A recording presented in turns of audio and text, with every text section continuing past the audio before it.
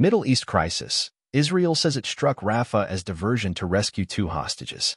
Israel's military said early Monday that it had conducted a wave of attacks on the Gazan city of Rafah that was meant to divert attention as soldiers successfully freed 2 hostages held by Hamas. Dozens of Palestinians were killed in Rafah overnight, according to the Gazan Health Ministry.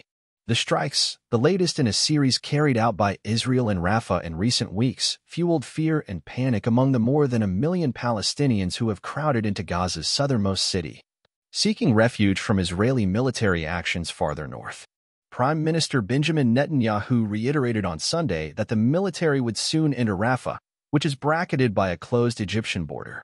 At 1:49 a.m. local time, Israeli special forces broke into a building where the 2 hostages were being held, Rear Admiral Daniel Hagari said at a news conference.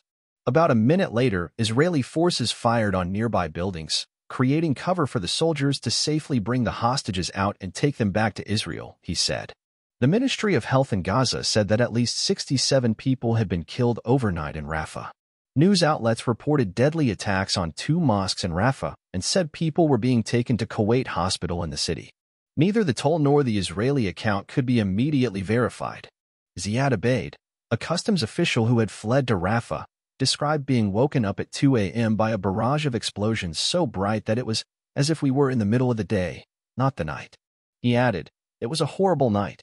Mr. Netanyahu has ignored warnings from Israel's most important allies, including the United States and Britain, not to proceed with the plan to send troops into Rafah, saying that Israel had no choice but to finish its assault on Hamas, which it says is hiding among the civilians in Rafah.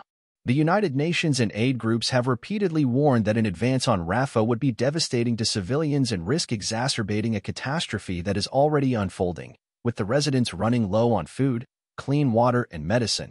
The people in Rafah, many of whom have already fled their homes at least once to escape Israeli attacks since the start of the war, have nowhere else to go, the United Nations and aid groups have said. On Sunday, Mr. Netanyahu promised to offer Palestinians safe passage to northern areas of Gaza before the planned ground invasion, though he offered no details. The warnings of a ground invasion have also sparked tensions with Israel's neighbor, Egypt, near whose border some of the recent strikes have occurred.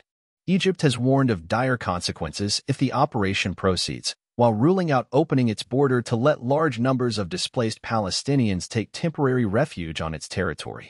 A flurry of diplomatic activity in recent days aimed at reaching a ceasefire agreement has had no results so far. On Wednesday, Mr. Netanyahu spurned an offer from Hamas to free Israeli hostages in exchange for Israel withdrawing from Gaza, abiding by a long-term ceasefire and freeing Palestinians held in Israeli jails. Asked during an interview broadcast on Sunday how many of the remaining hostages were still alive, Mr. Netanyahu said, "Enough to warrant the kind of efforts that we're doing."